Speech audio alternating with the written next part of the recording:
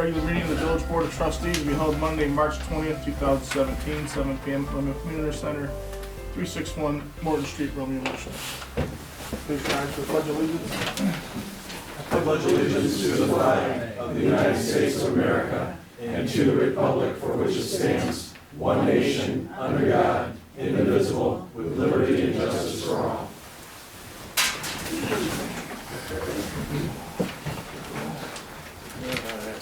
Bartholomew? Here. Edwards? Here. Fowler? Absent. Hart? Here. Malzahn? Here. Poznansky? Here. President Sigler? Present. So enthusiastic. Oh, it's just The little voice. She can sing bass. Can I get a motion to approve the minutes for the regular meeting of February 13th and the closed meeting minutes for the 13th of February and the special meeting for the 27th of February 2017? I'll make motion for those minutes. A second. Any discussion? I have just one thing to add, so apologize for my voice. On the special meeting for the public hearing, I'd like to include where Clara Russell spoke on behalf of the Washington Bruce Parks and Rec, that I had inquired about changing the bylaws to include representation from the village on their board.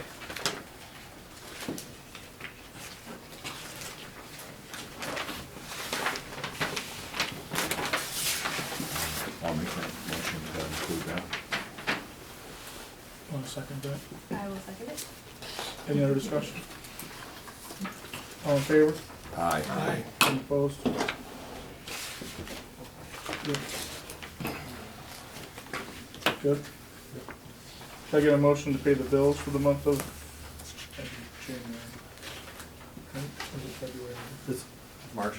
March. Yeah. The bills for March, I'll make a motion to approve the bills for March Edwards? as presented. as presented. I'll second it. Hart? Any discussion on it? Any questions? I had a question. Yeah, I forgot my glasses. The Macomb Community College, the train. I was just curious as to what that was for the $430. The training? Yeah, I was just. We had 3 officers go to a bulletproof mine class and 2 officers went to a self-defense class. Okay. We get annual training funds from the state, so we're mandated that we have to spend all that training money throughout the 12 months. Gotcha. Thank you. That's it. Any other questions? Roll. Bartholomew? Yes. Edwards? Yes. Fowler? Absent. Hart? Yes. Malzahn? Yes. Poznansky? Yes. President Sigler? Yes. Can I get the closed meeting minutes from you? Yes.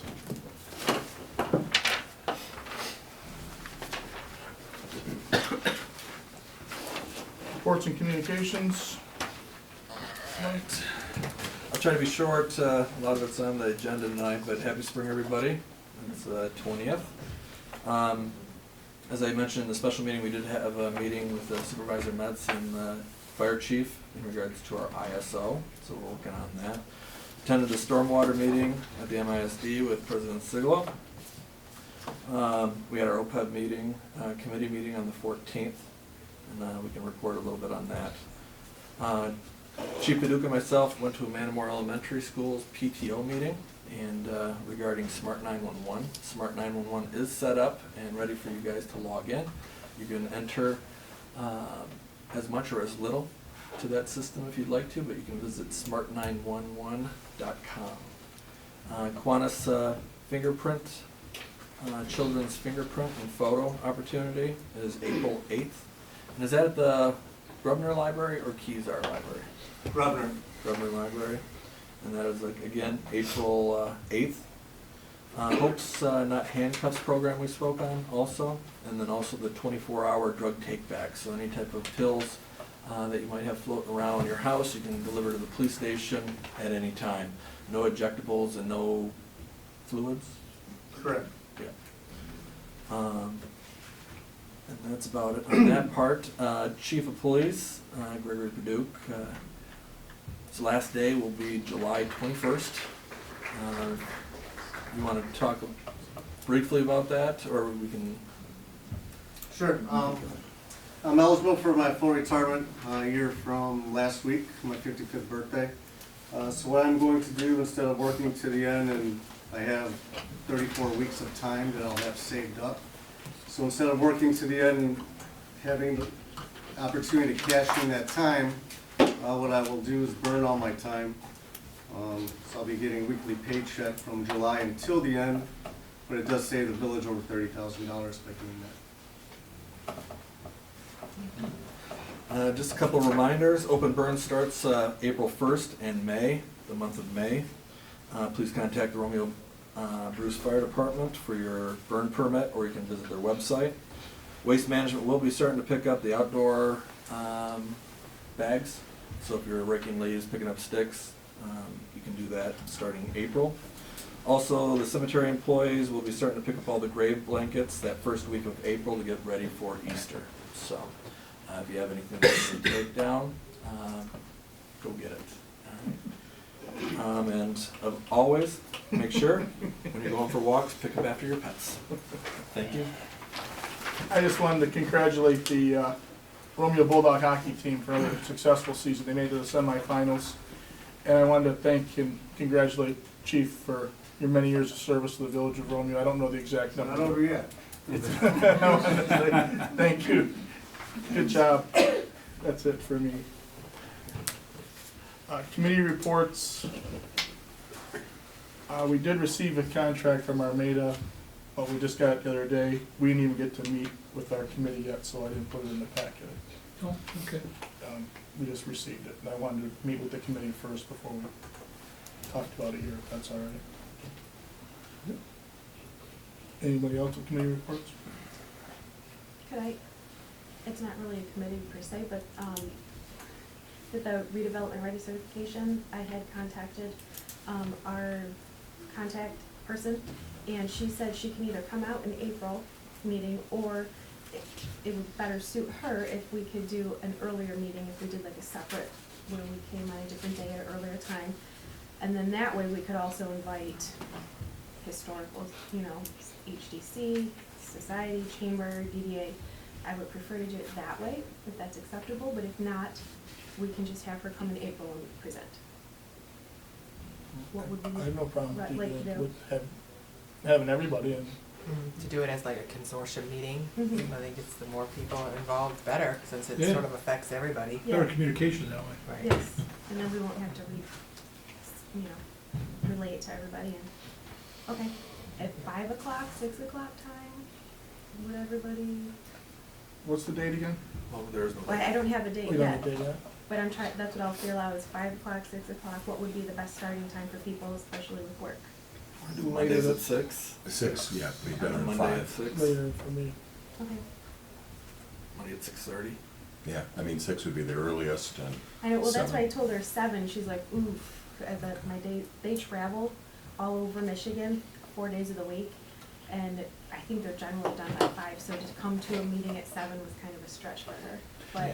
maybe you can sell it that she'll have the Yeah. opportunity to have all those It's people fine, together. she'll do it, what we need to do, but, yeah, whatever works best for us. Then I would kind of push for 7 then. Okay, Because I think it's difficult for people to make it And at 5 explain, or 6 o'clock. explain that because it's a lot they're of dinner. volunteers that would all be coming. okay, but not do it at the meeting, we'll do a separate day for everything, okay. Set that up. We did have a committee meeting in regards to our OPEB and also pension. I was not able to finish off the minutes for your guys' packet yet, but I'll get them over to you and we can maybe discuss a little bit more at the next meeting. Does that sound good with Yeah. you guys? Basically, just a quick update is that we're waiting to get some numbers Yeah, and she's from not our, gonna, she's not gonna be back until the 27th, so I'll be talking to her on the 27th. Okay. So. Next is public forum. If anybody would like to speak, now's the time. Please keep it to 5 minutes and please be courteous to others. I'll jump right to the front if there's no one else here. My voice is limited, so I'll keep it fairly short. I wanted to thank the village again for once more supporting the St. Baldrick's event. We had another successful year. As we're waiting for all the dust to settle, right now we're sitting at around 292,000 with about 1,000 to 2,000 coming in per day. So it looks like we're on target once again to pass the $300,000 mark, which is pretty spectacular for a St. Baldrick's event. Usually they're going to be somewhere on the 50 to 100,000 for a large event. So what we're able to pull off here is in line with, again, what we see in major cities like New York and Sacramento and Chicago. But it's a lot of volunteers, a lot of representation from you guys there at the meeting, and the Chamber of Commerce support this year was great. We shaved over 332 heads, and I think this brings our 10-year total up to past $2.3 million, so which is pretty awesome. But what I wanted to bring up was a plaque for this year's event to the village. We can pass around. Now, is there any questions in regards to the event? I don't want to tie up a whole lot of time because I'm sure you guys have a lot of important business to cover. I didn't really hear anything negative feedback at all. I was unable to attend this year's event because I was out of town, but I heard, it was very smooth in operations. It was a great community opportunity to showcase our village, and so I'm very grateful that you brought this to town and that we have an opportunity to partner with you to keep it downtown Romeo so that all those visitors can come and see what our town has to offer. So I'm grateful for all the work that you've put in bringing it to us. Thank you. Now, we had really good TV coverage. We had crews from both Channel 2 and Channel 4 here for pretty good lengths of time. I know on Channel 4 we were like at 11:08 in their news segment, and they gave us a pretty good chunk in there and kind of celebrating what we're doing here. So it was pretty exciting. That day was pretty intense because it got pretty cold, although we had snow 3 days later, so it was fine. But if you had a chance to be in the tent, it was either like 22 degrees outside or it was like 75 degrees in the tent. So it says, I was expecting little mini tornadoes, but it all seemed to go pretty well. Great. Great, good job. Thank you again. Looking forward to 2018. Yes. Yeah. Thanks, Mike. Anyone else? Can I get a motion to approve the agenda as is or with any additions or deletions? I'll make a motion to approve the agenda. Support. As is? All in favor? Aye. Any opposed? We have an agenda.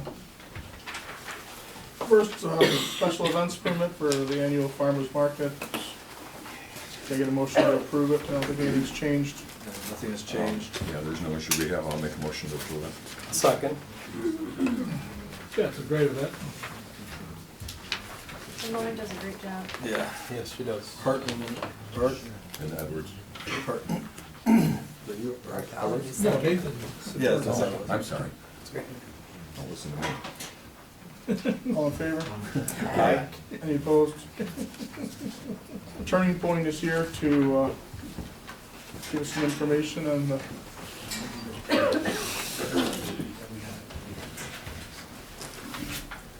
Good evening, everybody. Hello. Well, my name is Cindy Shelter-Salcido, and I'm here as a representative of Turning Point. I have been at the agency for 22 years as the First Response Advocacy Coordinator for the Forensic Nurse Examiner Program. I'm also one of their therapists. And for the past 37 years, Turning Point has been providing emergency support and prevention services for survivors of domestic and sexual violence in our community. We've developed a comprehensive and notable programs that address the urgent and long-term needs for victims. And imagine in your home, it's become a dangerous place for you and your children. Well, today you can contact us, our 24-hour helpline, and speak with a trained advocate who can help you assess your danger, safety plan with you, and even offer you shelter if need be. Or imagine you've been raped and you are in shock and you thought you were going to die. Well, today you would be directed to the Turning Point's Forensic Nurse Examiner Program, where a trained nurse will provide you with medical care, evidence collection, in a private setting designed for your needs. A crisis advocate like myself would meet you there and address you and your family's emotional needs and concerns and follow up with you afterwards. Trained counselors are available to help you feel safe again and regain control of your life. At that facility, I've seen as young as days old, and the oldest victim we had come in was almost 100. This safety net has been built over the past 25 years With help from the Violence Against Women Act funding, or VAWA, as we know it. VAWA, established in 1994, and is the first and only national public policy that addresses this epidemic of violence in our communities. VAWA funding has improved our national criminal justice response to violence against women, ensures services for victims, and created informed policy and practices for the intervention and prevention of domestic violence, sexual assault, stalking, and human trafficking. In just Macomb County, VAWA funding ensures a safety net for victims through our 24-hour helpline, and that crisis line handles annually 12,000 calls. VAWA is going to be up again for renewal in 2018, and we hope we can count on this community's support for the renewal of VAWA. Last year in the community of Romeo, we served 32 victims of domestic or sexual assault.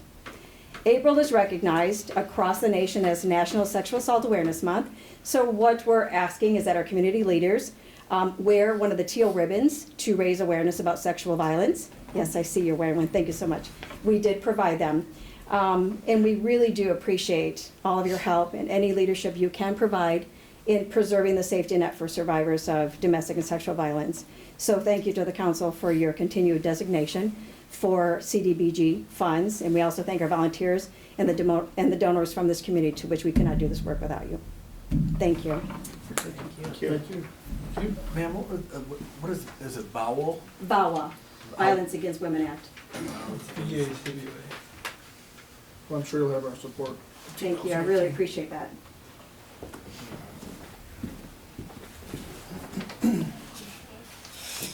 MERS 457, you want to get the information on that? The MERS 457 plan, I put it in, I was gonna put it in the following week, or following month, but it's give our employees a secondary option. Right now, currently, we just have nationwide as a 457 plan. Gives another, an ability for our employees to actually have a choice. As you look through your packet, MERS's, that's the word, MERS's program will actually save the employees a little bit more money because it doesn't have the high overhead. You don't see a MERS commercial during the Super Bowl or anything like that. So I'm just asking, and you probably read through the resolution in the back here, that we approve this evening to allow them an opportunity to choose. I'd make the motion to allow them to choose.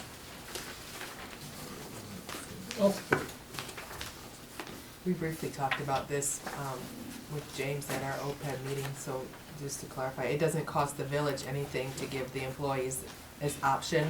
Apparently, it's just the either upfront or back-end fees involved with making an investment and putting your money in and moving it around, and that cost is passed on to the employees, so this gives them the option to go with another firm, so. Any other discussion? Yep. Bart? Yes. Bartholomew, sorry. Very good. Edwards? Yes. Hart? Yes. Elza? Yes. Kuzminski? Yes. Rosensiegel? Yes. I'd like a motion to approve the lawn RFP to go out. It's a little early, but I kinda wanna just get it out of the way.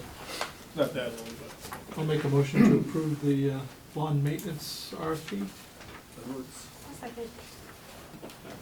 You mail this out or do you publish this? I'm gonna mail it out to Local contractors. local contractors, just so we're not getting everybody from 40,000 different hits for lawn maintenance. So, to approve. I'd like to keep it local as well. Yeah, it's like, no. Plus, you know where they live. and you can go there, I Hey, mean, I'll there's come in. enough, yeah. That's a good point. Yeah. All in favor? Aye. Any opposed? Lawn RFP's going on. Also need a motion to approve the telecommunication right-of-way renewal. As you guys know, and Mark can weigh in on this also, is that we do have agreement, this is a renewal. We get funding from the state called our Metro Act, so we get a little franchise fees off of that goes into that. But it is up. I don't know, Mark, if you want to take any. As Michael said, it's pursuant to the right-of-way, the Metro Act. You really don't have a choice. It's all governed by state law. In fact, the state law prohibits a village or a municipality adopting any kind of an ordinance to restrict the use of the public rights-of-way. And as Michael also mentioned, you have an existing agreement. There are some protections built into the agreement which the law requires. There's indemnification and insurance provision. The applicant has to get permits. And I believe in the letter of explanation, the letter's not binding, but I don't believe at this point there's any suggestion that they're gonna do any work. I think what they wanna do is maintain their ability and the rights of way for the system that they already have in place. That doesn't mean that under the permit that they wouldn't come in and ask to be able to install some items, but they would have to make that request. So it's fairly benign, and unfortunately, there's really nothing you can do about it anyway, because if you don't approve it, the law says you have to within 45 days. So it's being spoon-fed to you at the front end, and if you don't, the spoon gets bigger. So what I need is an approval to, I'll make approval a of. motion to approve the renewal of the right of way. Well, second. All in favor? Aye. Aye. Can I vote no just to be obstinate, right? Sure. Just because you And can. then approval for the right of way franchise agreement with Semco Energy. We currently have an ordinance in place for Semco. There's ordinance 429, Southeastern Michigan Gas Company. You didn't know what Semco means out there in the public. If you look through your packet, all right, I accidentally copied 5 times. I thought I was the only one. I'm like, well, I'm reading this going, this is the same. Because I was running through making the packets and I fully did the MISD and then I all of a sudden threw Dykema through there too. So Okay. really it's only the first 1 page, 2, 3 pages right there. It's renewing of this franchise agreement. Mr. Clark? 2 things. One, in paragraph 8, it refers to the village as a city. That should be changed to village. All the other references, I think, are appropriate. The other item you may want to consider, I don't think it's a problem, but Section 11, the publication within 30 days, Michigan law requires villages to publish ordinances within 15 days. It can't go into effect until it's published. So I don't think there's any harm in the longer period for publication. And the other matter is there's no penalty provision in here. It's not like a criminal ordinance or a civil infraction where if somebody doesn't do something, they could be punished. Notice is more important in those circumstances. So as long as it's published, I don't think the 30 days is terribly problematic. I just point out that Michigan law requires your ordinances to be published within 15 days. Are there any franchise fees that the village collects from Semco? What they do is, it sounds like what they do is they've always pulled it off the billing. If I'm correct on that, it's like a credit on your billing of entering into that franchise agreement with the Village of Romeo taxpayers or.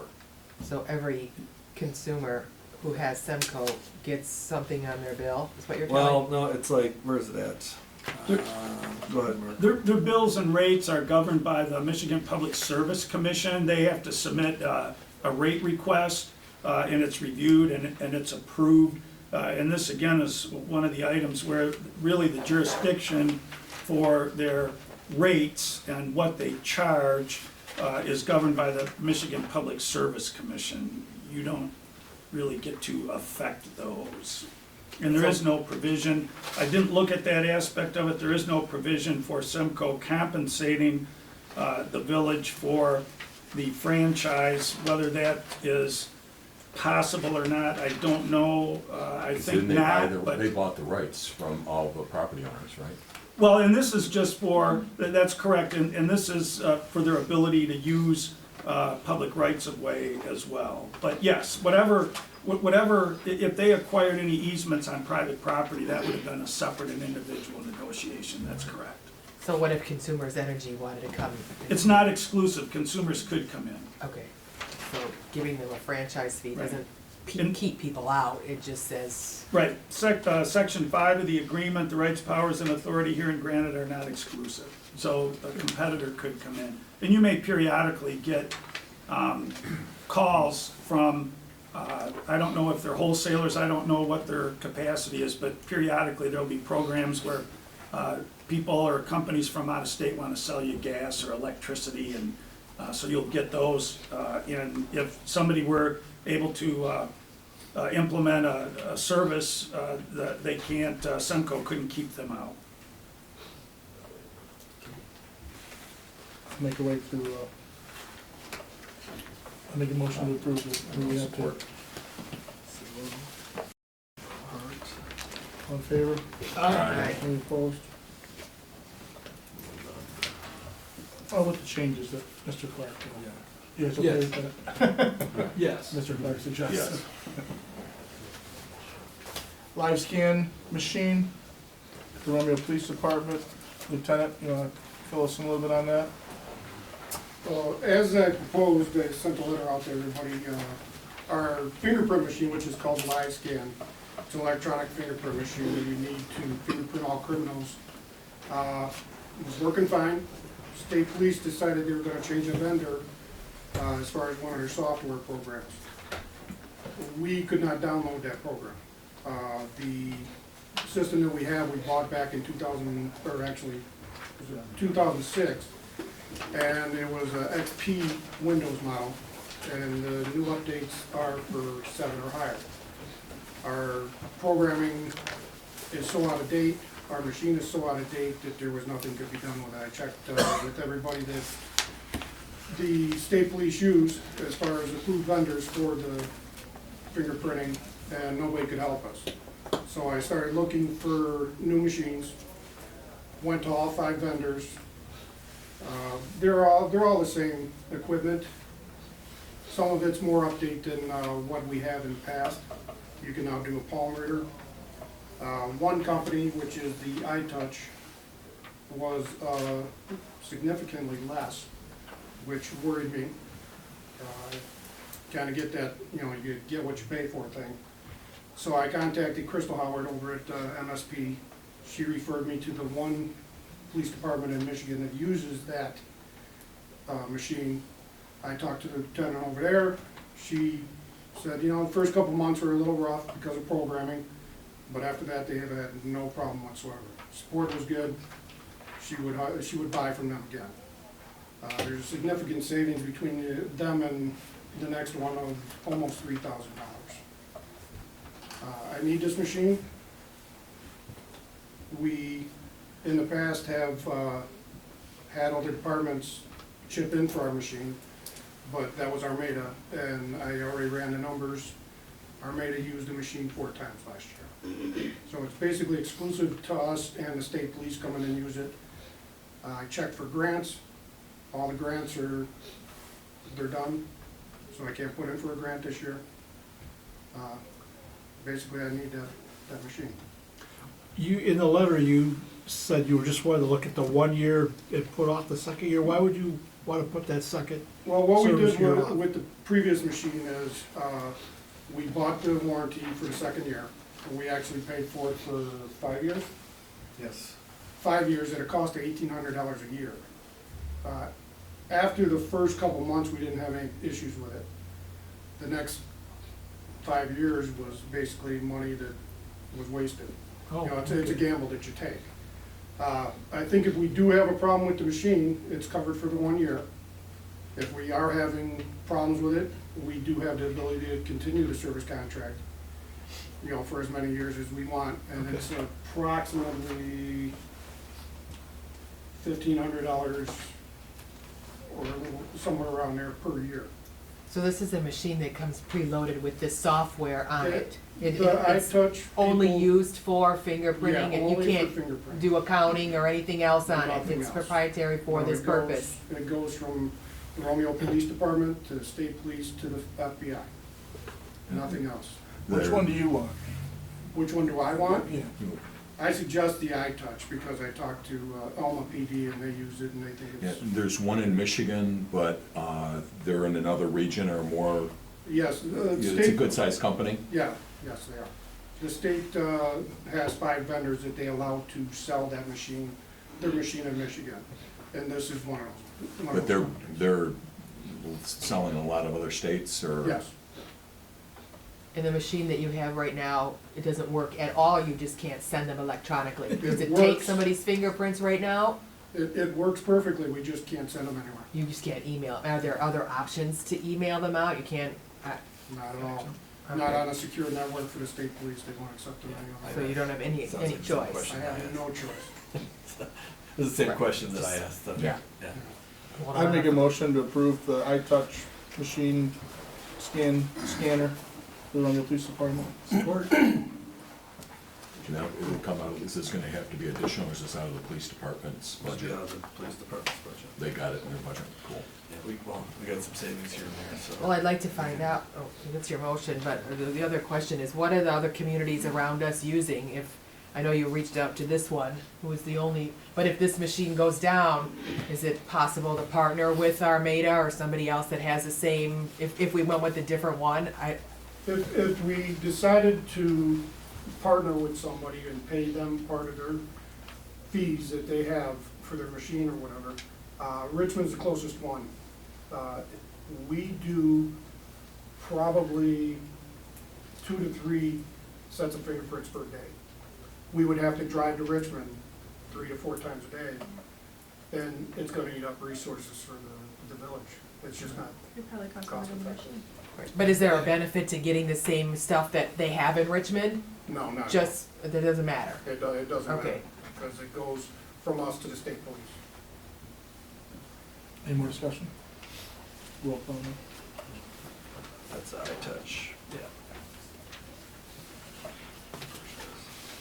you Bartholomew? for all your research. Oh. It was nice to see all the options and to have all that research. I was trying to get somebody to Sorry. do something, but we just, we're bent over a barrel. Bartholomew? Yes. Edwards? Yes. Fowler? Absent? Hart? Yes. Malzahn? Yes. Poznanski? Yes. President Siglo? Yes. Old business, AT&T Tower, I believe there's someone here from AT&T to discuss. Yes, this. sir. Good evening. My name is Brian Monahan. I'm an attorney for AT&T Mobility. We're here tonight to try to basically gauge the village's interest in rekindling a proposal that we had made to the village back in 2014 for the placement of a monopole wireless tower, actually right here on this very property over in the northwest corner was the original proposal. As I understand it, and Mr. Clark would probably have a better recollection or better understanding than I, because I was not involved back then, but as I understand it, the proposal back in 2004, or 2014, excuse me, did obtain zoning and council approval to go forward, board approval to go forward, and there was negotiations toward a lease. The lease, however, was never executed because AT&T pulled back on the project for budgetary reasons. Obviously, whatever approvals were obtained back in 2014 have lapsed, and if we were to proceed, we'd need to resubmit essentially a very similar but a new package of materials for review by the board. It's my understanding that the actual 2014 site plan and some of the related materials were included by Mr. Lee in your packet to give you some information, but just broadly speaking, the proposal is for a 175-foot monopole designed for co-location with at least 2 additional carriers and would be located within a 75 by 75-foot leased premises, again, right here in the northwest corner of this very parcel where we're meeting tonight. The tower, as a practical matter, I mean, we need to get FAA approval on lighting, but it would not be lighted. I can almost guarantee you that, given its height and its distance from the nearest local airport. The lease itself was looking at back in 2014, I believe it was $1,200 a month revenue to the board. And like I said, we need to resubmit. The exact same coverage issues and capacity issues that drove AT&T in 2014 to come here requesting the tower, they haven't gone away. And in fact, if anything, they've become more pronounced. As you're all probably well aware, almost everyone these days has a cell phone. And back in the day when I first started doing cell tower zoning issues, people just talked on their phone. And that could add up to enough traffic that you had coverage issues. But today, the primary issue is the data that is being transferred wireless between, I mean, every time you download a video or you download text, it takes a substantial amount of the capacity from any one particular monopole receiving and transmitting location. So that's why we're here. Obviously, we're starting from square one. We need to resubmit for zoning approval and for board approval and for lease negotiations. I'm basically here just to gauge the interest in rekindling that proposal. If there's any specific questions, I'd be happy to try to answer them. The one question, and that explains part of it, is from the zoning, it was 175 that they were talking about, but then the site plan showed it as being 150 with a 10-foot lightning rod. Yeah, and I quite frankly saw the exact same thing. My understanding, and again, I've unfortunately just been brought into this in the last week or so, and I did try to consult with some of the individuals who had been involved back in 2014. My understanding is the zoning approval was for 175. Whether AT&T actually needs a 150-foot tower or needs a 175-foot tower, Okay, so you don't know whether it's 175 even that they're asking for now? Correct, I don't know that. I will tell you though, it's a minimum of 150. There's quite frankly very little visual difference between a 150 and a 175 footer. The 175 foot does, however, maximize or at least increase the attractiveness for co-location. Obviously the higher you are, there has to be a 10-foot separation between any providers on any one tower. So obviously the higher you are, the more you can co-locate, and then the more attractive that is for other providers of wireless service. Why this spot? Is this a prime elevation? Well, it is there is some elevation here. Obviously, there's more elevation to the west. This is almost the epicenter of what's called the SAM, the Search Area Mark, which is a ring that the radio frequency engineers at AT&T prepare. And in an ideal world, what they do is say, here's my coverage and my capacity issues that I'm having with our service. If I want to remedy those, here's the ideal place for a tower. And quite frankly, I don't know if you're dead center, but you're definitely within the search ring. Well, how big is that ring? I mean, if we wanted to move it up by the water tower, which is up at the top of that hill. The water tower is definitely within the ring. I don't. I have not seen the ring. Typically, they're not more than a half a mile to a 3/4 mile radius. So 200, 400, 500 feet is not going to make a difference if it's up at the top of the hill versus behind this building. None at all. Oh, I think that would be great over there. and I don't think that AT&T would have any concern whether it's by the water tower or here. 500 feet is not going to be an issue. What about our industrial district? First of all, from a zoning perspective, we're permitted use in a residential district if we are on government or school-owned property, and so I think that was an issue. I'll be very frank, whenever AT&T can and prefers to locate on community property, only because that maximizes the benefit to the community. Not only is our service increasing and becoming more of a benefit to the community, but then there's money being directly paid to the community as well. I'll be very honest, I don't know where your industrial district is. I don't know that it would be within the search ring, because I have basically drove the general area, and it doesn't appear that would be any industrial in the search area we're in. It's actually a couple miles east, I- on the other side of town. Yeah, I noticed over by Downhill, 53, there's a small monopole tower on the south side of St. Clair of 32. That tower, I don't think is more than 100 feet tall. Doesn't look very So tall. where would be the We're sitting- closest? Oh, sorry, we're sitting also about 200, 300 feet elevation. Up here, yeah. Or the Absolutely. northern industrial district. My only concern is that it wouldn't be put back here where we have the sliding The hill, we have sliding hill. houses. And if it were over there, I'm sure it can't be right next to the tower, I guess, I don't know. But, We've done it before. okay. We got the water line that jettisons out to the cemetery, or is it right? You've got a water main heading to the south, Yeah. and then back to the west, and then a water main heading to the north out of the water tower. Yes. We got an L shape.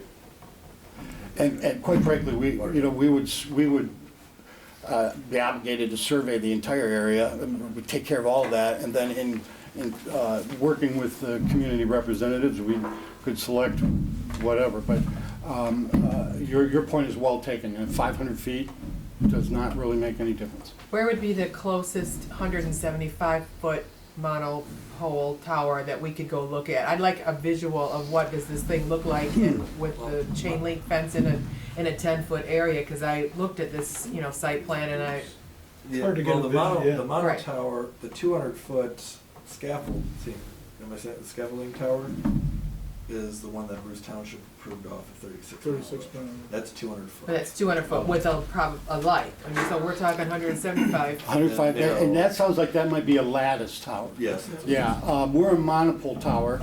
There's a 100-foot monopole tower with 2 carriers on it, just south of 32 before you hit 53. Right behind Tim. By the storage Behind Tim business. Hortons. But 100, that's 100. That eyeballing it looks like about 100. It could be 120, but it's not a real tall monopole tower as they. Does it require the same footprint to erect a 100-foot tower as it, the 150? Yes, I mean- it does. If you're looking at co-locating, absolutely. The footprint is to accommodate the equipment shelter needs of the other co-locators. Okay. If it was just us, it would be a much smaller footprint. But I will guarantee you that, given the lack of towers and coverage in this area, there's going to be people who want to co-locate on that tower, absolutely positively. So, I'm sorry, you said it was by, Is that still on there? Can you see that? Is that? Oh, yeah. That's what it is? That's a monopole tower with Is that the 4. height, would you say? I'm It's sorry? a 27 in Van Dyke. I would say that that's at least 150, at least. Okay, because there's And the, that's got 4 carriers on That might be bigger. Did you see a light on it? that's the one across from the office. And could you explain to me, does co-locating benefit you or benefit us? it. It doesn't benefit us. Pretty much what I was thinking. I mean, it's our competition. There is some, and even financially, there's not a lot of profit, so to speak, or remuneration, because they're trade-offs. They're co-locating on a tower we have, we're co-locating on a tower they have. The primary benefit of co-location, and it's actually drafted into your zoning ordinance, the policy behind it, is to minimize the number of towers that are constructed. If you can have 4 carriers on one tower, that's 1 tower instead of 4. but is that like subleasing if you co-locate? AT&T's paying us, what, $1,200 a month proposed, and say, Verizon wants to Or co-locate. do Are they go to you You and got, do that? right, do they come to us, They pay would- us a they rent, would- or you on the tower? They would likely come to us, but they're going to need some approval from the village under your I ordinance. deal with it all the time, as long as they're not changing, they'll come up to us for permits. But if it's a switch over that doesn't change the size or anything like that, they can just go and do it. But if there's a new co-locator or anything like that, they come and get permits from us. But it's their But it's- equipment and we don't generate any revenue. Right, under the draft of the lease that you looked at a couple of years ago, that was one of the issues, and they're allowed to co-locate. And I don't want to get ahead of ourselves or yourselves, but I think if you co-locate, there's a benefit, and the village ought to get more money for that. I'm sure Mr. Monahan thinks differently about that, and that's okay. But the way it was presented, and I don't know what the position's gonna be based on what your decision is, that they, AT&T or whoever ends up with it, they would, whatever revenue benefits them, not the village, as that was presented. There was no additional financial benefit to the village on the co-location. And all I would point out is that we don't have a lease with the village or the board. We'd have to negotiate a new one, and, you know, that would certainly be an issue, I'm sure. So what are you here asking us for tonight? Well, essentially, one of our real estate agents who was initially made contact with the board, or with Mr. Lee, was basically told, hey, you know, we'd like to hear from somebody to come in and kind of give us a refresher on what we're looking at, to gauge the interest of, because I understand there's been a switch in some of the board memberships. One thing is clear. The approvals that we obtained before have lapsed, and it's our fault. We didn't move on it. We purposefully put it aside for budgetary reasons. The fact that we're back here within just 2 years, I think, shows you, you know, the gravity of the need that we are looking at in terms of trying to remedy by this tower. We're very interested in proceeding, and I think what we're really looking for is a vote or some indication that this is not a proposal that would be futile, that we could go through the effort. It's fairly costly to put together all of the new site plans, do all the new surveys, get everything in alignment for making the presentations that would be necessary for the zoning applications. And, you know, if this isn't something that the village wants to do, I'd be, again, very frank. I mean, you're the landowner. Unlike other proposals when we're in front of a township or a municipality and we're on private land, that's not an issue. You as a landowner have the final say, so. Right, but we have to make sure that it's of value to our residents. Absolutely. How much will their service improve? How much can we visually, I guess, hide it so that it's not in their backyards and it's acceptable to, you know, the people who live in the surroundings versus the revenue that it generates? Well, you could do a very good job at landscaping and hiding the base of the tower. It's 175 foot tall, and you can't do, it's impossible to disguise it. It's 175 foot tall. Does anybody know how tall the water tower is?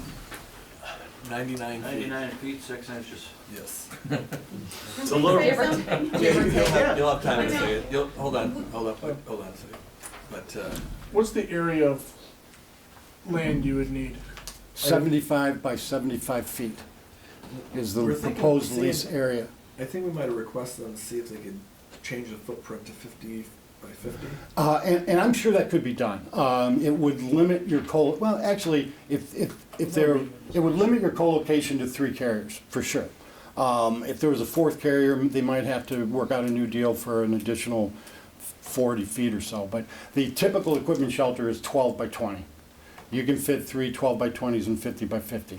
You've got to be creative, but they've done it before. Well, to answer your question, I believe that we'd entertain an agreement between AT&T and the Village of Romeo with a different location other than the northwest corner of this property. If somewhere over by the water tower was feasible, I'm sure we'd entertain them. I'm not an engineer, but I can't imagine the reason why that would be any problem. In fact, it's higher. It's probably 30 feet higher over there. Close to it. Because that corner by the water tower, we own an acre. It's really actually reserved for the cemetery. When that gets completely full.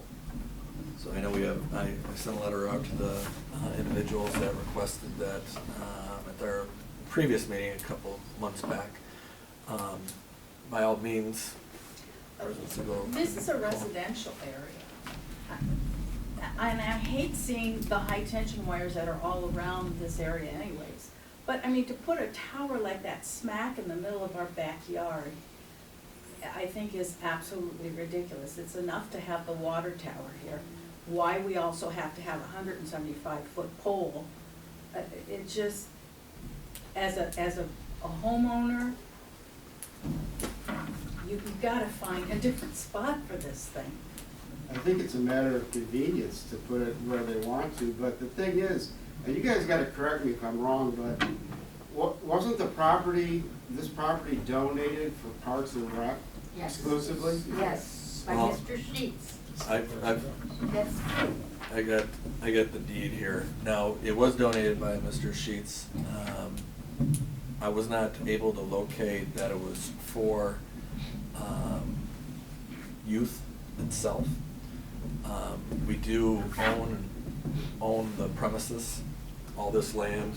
However, we switched that over quite a few years ago. But I think, who did I talk to on the phone? One of you guys? Oh, it's probably Penny Hishon. Penny Ishon? Okay, yeah. She called and said the same thing. I've got all the records here. I know that it was deeded over. They were saying that it was deeded over and not for use, only civic center use. I can't find So any. you have no writing on that? There's nothing on that. What might be confused, because remember the water tower went in '99, and that was a big issue when from before, that it was when they signed the Parks and Rec lease in 1993, that's when they put in that the Parks and Rec could only use it for youth center activities, Parks and Rec facility, that type of scenario. So, Is there? I do see that we purchased it. We didn't get it donated, we purchased it for quite a bit of money. And then there was one for. Other I had- alternative spots that have been looked at in the village? No. Because, Not that I'm aware of. I mean, we'd be willing to look at other village or school property if it's within the search ring or Don't we darn own the close to property it. that our DPW is on over in industrial? yes, Okay, so that would still be a village property? that's village property. We have other village properties in town. I mean, And does the Parks and Rec property go beyond the parking lot there, where the water tower actually is? yes, no, That's village. that's village cemetery. Yeah. I think that's where Got we're the talking. drainage area for all that land. But that's where we're Like talking how- about putting it, is beyond the parking lot over there somewhere, right? No, it'd be east, Oh, okay. because we can't put it in a moat. But it would still be on the other side of the asphalt, the drive Yeah, and. it would be on the parking other lot. side of the drive. It'd be the far corner of where the youth center property would be. Okay. Not up the hill on the baseball diamonds. Right, But right, right. it'd be east of the water. So if it's off of the East of the Parks water and Rec tower. property. There's the map here on The map on, Oh, So. Now, I've seen them in other communities where they actually have those disguised, like you were talking about. I've seen them in Grand Rapids where they're pine trees. I've seen them in Phoenix where they're palm trees. I will, from experience, I will tell you that both of those in this area would stand out worse than I would agree, there's one at Pine Knob. Yeah, And there's, it's the same thing, you look at it and like, what's that? it 'Cause does it's- not look like a pine tree. No. I mean, I think it's intended to, but my personal opinion is a monopole is much sleeker. At least it's not trying to be somebody. Right. I mean, I think it's a fine line to walk between, saying technology is here and there is a need for it. I, use my cell phone. We don't have a landline like a lot of people. I obviously want to be able to download and watch my TV and everything with the fastest internet service available. But at the same time, I want to be considerate of the people who live in this backyard. So if we can find a better location, I think that's our next step, is to just look at our options and what's, Do you have a question, sir? Just, Parks and Rec business, no matter what their lease says, this is stealing 75 by 75 feet minimum from usable Parks and Rec space. Right now, okay, it's there behind this building, but I'm the closest neighbor. Right next door. All winter long, North the and south. sledders are there coming down through that area. So it wouldn't be a good fit. I agree 100%. We're talking- To have it out here. We're no longer you talking can't. about that Takes away location. park space, and you've got that mud hole up beyond the water tower Right. that's useless for anything. You could go there without taking any park space. Well, that's what we're talking about, is the relocation from that there to right near the water tower, would be east of the water tower, just east. Pretty much right where he's talking about. Yeah. Well, yeah, but on the other side, The other we side, can't, we yeah. can't put it in our irrigation Right. pond, Lake Howell, we can't put it there, so, It actually has a name. well, kind of. The one thing I like about that location too is that at least you have a ton of trees that would be surrounding it. Wouldn't be as visible as if it was standing out by But itself. just where it was here, they wanted to cut down trees I don't to know. accommodate it. I would assume they would cut down some of it, there, and wouldn't leave the trees back. There's not too many big trees where they're talking about though, from what I can't think of a reason why they would need to cut down the trees if there's usable space. I mean, the construction process is fairly quickly performed. Most of the stuff is prefab, it goes up pretty quick. There's generally not a need for a lot of, land clearing. Well, yeah, and that room, or that location where we're talking about would be the northwest corner of our acre that we have for the cemetery. So I don't know if that, now that I'm thinking about it, I don't know if we can. Use up cemetery space. I would like them to check out Northwest or what we have northeast. over in industrial. I think not only would it benefit us making our residents happy, but I mean, really, industrial people use a lot of data. They would probably be happy to have it over there too. Would it be possible to do like maybe one or two other alternative spots to this spot? I mean, just to look at other spots? We're happy to look at other spots. I'm not sure I understand the question, but if the issue is, can we put up 2 towers instead of 1, I think that's a lose situation for everybody, and particularly the community, because now you got 2 towers. Can we look at other spots? Absolutely. I'll be honest, right off the top of my head, don't know where the nearest industrial zone is. I will tell you that if it's more than a mile away from here, that's a problem. The search area ring that we have is pretty tight. And, recognizing that it's predominantly residential, and looking at your zoning ordinance, this was the natural, remedy.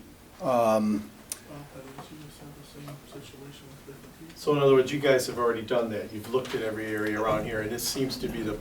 Absolutely. I can get, the very first thing that happens when there's a need for a new tower is, where are the other towers? Where's any tall structure that we could go on? Because that eliminates this entire issue. This is the last thing that we do in terms of remedying coverage and capacity issues, is to construct a new tower. It's always a difficult process, it's costly,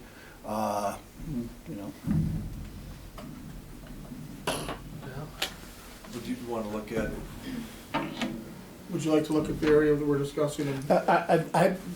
As their attorney, I'm telling you, I don't think it's a problem at all. I made a note is I will have the engineering folks get a hold of Mr. Lee, probably, schedule something in the next week or two to get out there and take a look at it. I can 99.9% guarantee that there's absolutely no difference between this corner and over by the water tower from the technical requirements that AT&T is trying to provide. Let's start there then, and we'll table this until. we'll table it, so we can get. Because I would not be in favor at all of having it right back here, No, I agree. so I'm just one vote, but. It's too visible, you- it's just Right. too. As the citizens, does that, moving it over towards the water tower, does that make you any happier? Absolutely not. It's, doesn't. Where do you live? Obviously, Sorry. they've made up their mind, this is where they want it, and this is, if we're gonna do it, this is where it's gonna be. Because you can't go a mile from here. I mean, you're smack in the middle of residential. How would you feel about having a 175-foot pole in your backyard? And I don't care where you are, you walk outside, you see this thing. What's gonna happen to our property value? I recall when the debate was on over the water tower, and at the time, residents were given no choice. I mean, that's where it was going to go. Until some residents came around and said, no, it's not going to do it. gonna move it as far away from that location as we can get it. There's been a lot of debate about it before, and I can see the direction that that's gonna go. His job is to sell to people on this concept. And I think it requires some in-depth study, and even with the emotion in it, you know, as you're talking about residences, who every morning, every evening, see that up there, and a big old red light flashing. He said he didn't know if there's gonna be a red light on top of 175 No, there's not a feet light. up. There won't I don't be a believe light. that. There won't be a light. What do you say? What is the safety of something of this magnitude? You put ginormous footings in, but what are the odds of it falls over, or what does it give off? What will does it give off anything that will affect us? It gives off radio frequency emissions on the UHF channel. Remember the old UHF channels? It's the exact same radio frequency. The reason you don't have UHF anymore, because the federal government sold it to a bunch of companies so that they could provide cellular service. That's the technology. It's basically radio. The tower itself is designed to literally collapse in on itself. So essentially the top half of the tower at the crimp point, if there was to be some sort of a structural decline, would fall over and then hang down next to the remaining portion of it. They're designed far in excess of wind and ice loading, any standards that you can name. They're certainly far in excess, designed far in excess for what's required under your zoning ordinance. I think your zoning ordinance actually talks about wind loading requirements when there's, you know, just the standard pole, and then if the pole is covered with an inch of ice, that kind of thing. We far in excess meet those requirements. We're in excess of any requirement there is with respect to those monopole constructions. So they're pretty safe. I think we're have to have your engineer get a hold of Mike and we'll go from there. I will do that. Mr. Lee, I'll have him give you a call in the morning. Thank you. Then Thank you. I will, like I promised before, I'll make the residents on that list aware of anything that is on the agenda. I did get a couple of calls from how come I didn't get a letter and you gave it out to this person. Until I have an address for them, if you don't mind, or wherever, you can pass it on to me, so. I have one remaining question. I like Megan's thoughts with regard to looking at other. I would ask that if you would humor me, and when they do come out, at least drive over there. No, To see the I'm completely industrial. fine with it. I just know that I've been within this project since I was first elected as president a long time, a while back. How it was set up is that they came to us because that was the location.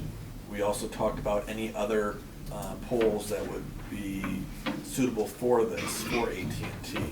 That was also during the construction project of 36 Mile Road. That wasn't going to be able to be feasible there, or the pole down at that location right behind Tim Hortons. It was brought to the Planning Commission for review, as you guys have a copy there. The village council actually did approve site survey or boring, something to that standpoint. I don't have that information in front of me right now for that.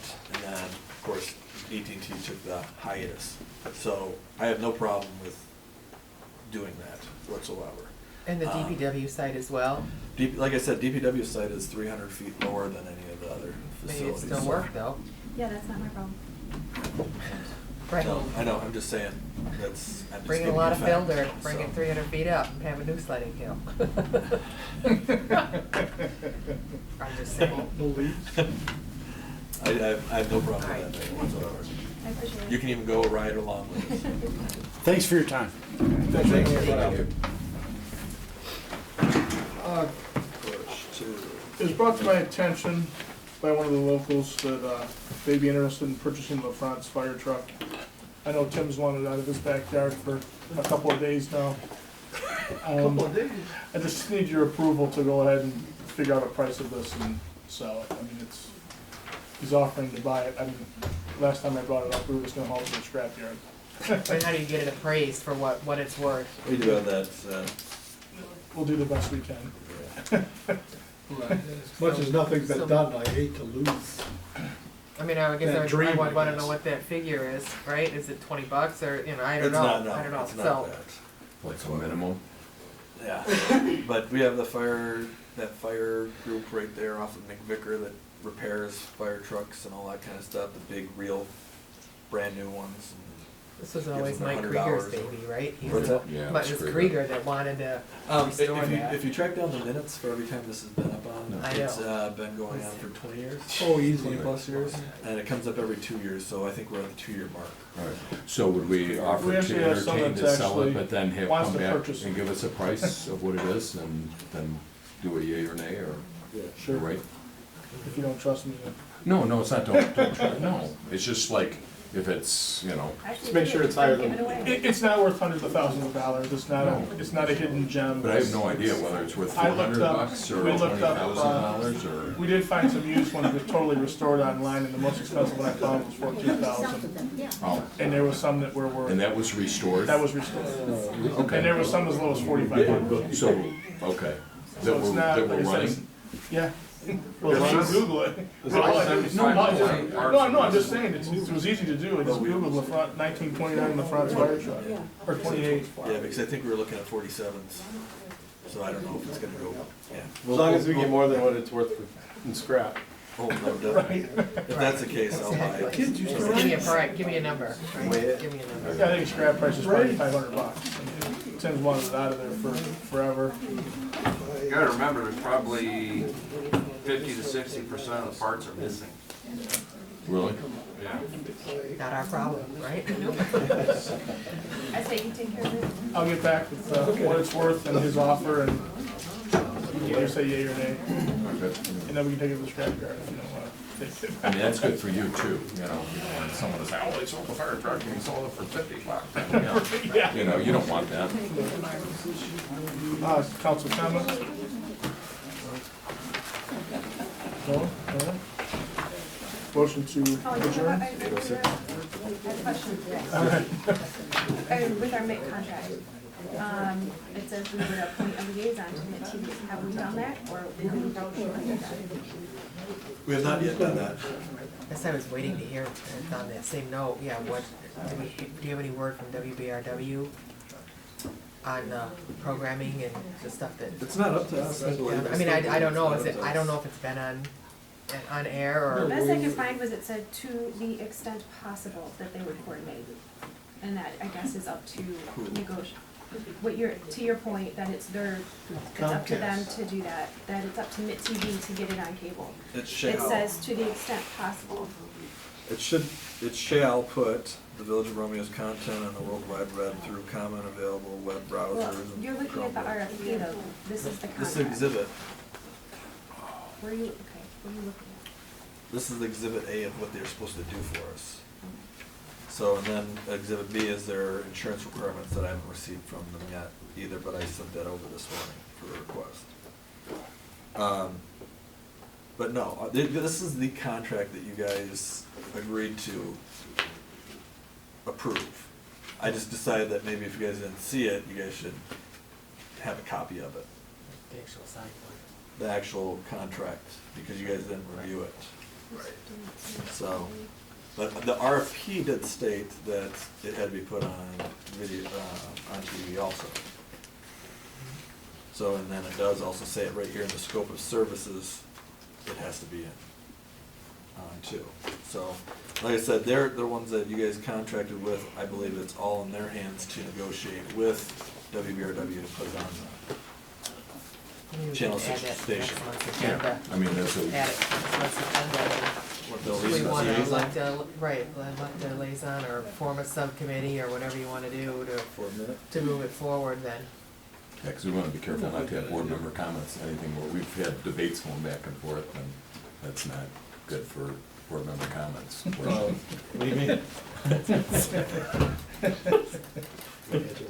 No, I would get out, because we all of a sudden we started debating topics and they aren't on the agenda. You know, it's Yeah, just, well, that's a, Good old argument. Nothing to write at. oh, yeah. Motion to adjourn? Anybody? Support. President, and Hart, All in favor? Edwards? Yeah. very well.